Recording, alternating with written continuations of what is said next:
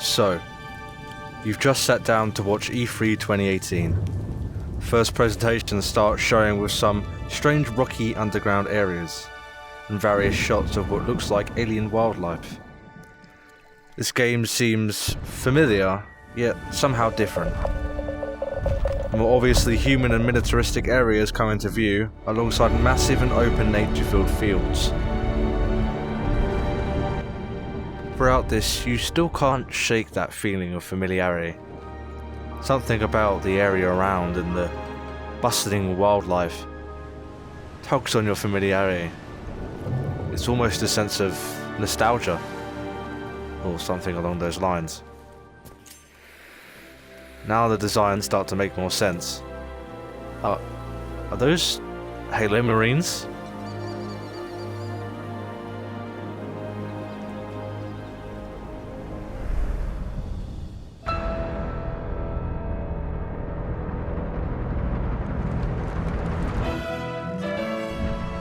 Halo was back, and it looked better than ever.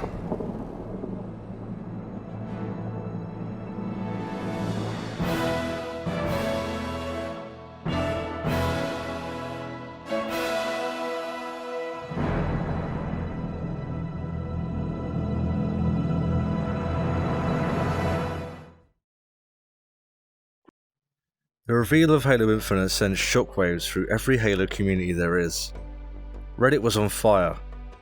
Twitter lit up with thousands of happy tweets. YouTubers were shouting praise from the rooftops at the sight of Chief's classic Mark VI Mjolnir. Halo seems to be back on track again, and the hype was unparalleled. What was most notable about Halo Infinite's reveal was the obvious stark difference and change in nature from Halo 5.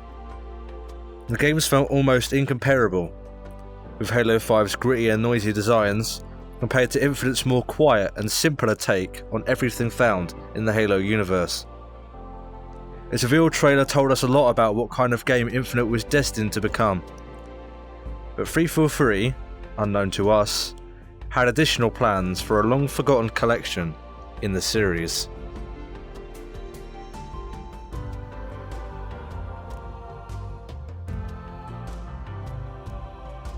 Later that year, the Master Chief Collection, or better known as the MCC, began receiving brand new updates.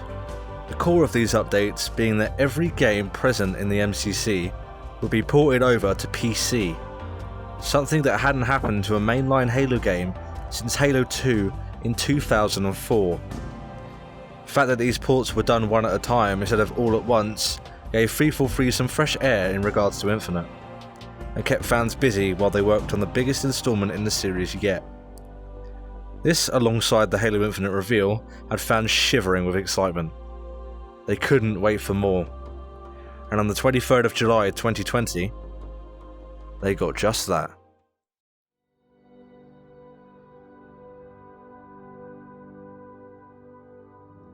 E3 2020 finally rolls around 2 years after the initial reveal of Halo Infinite, and fans were desperate for anything regarding the game. 343 had already confirmed a Halo event at the convention beforehand, so the total viewer count online was one of the largest seen at an E3 conference since its first inception.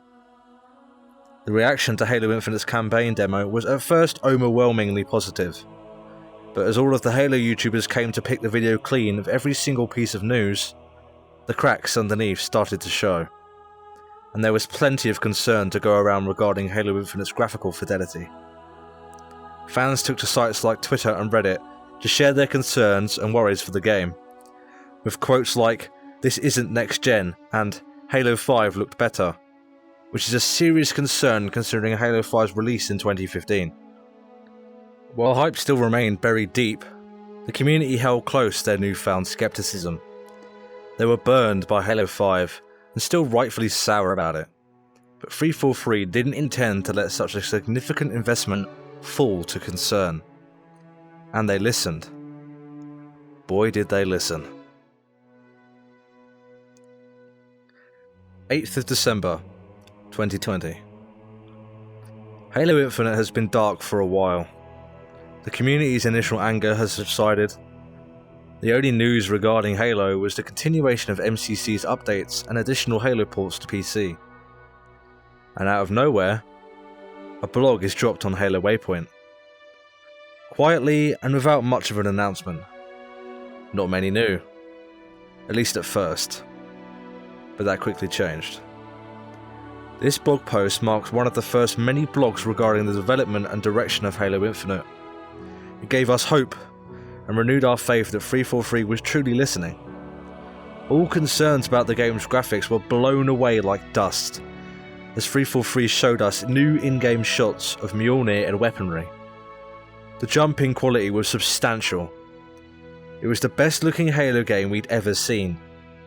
And not only did they address the rumours of a delay, but they gave us a new launch date.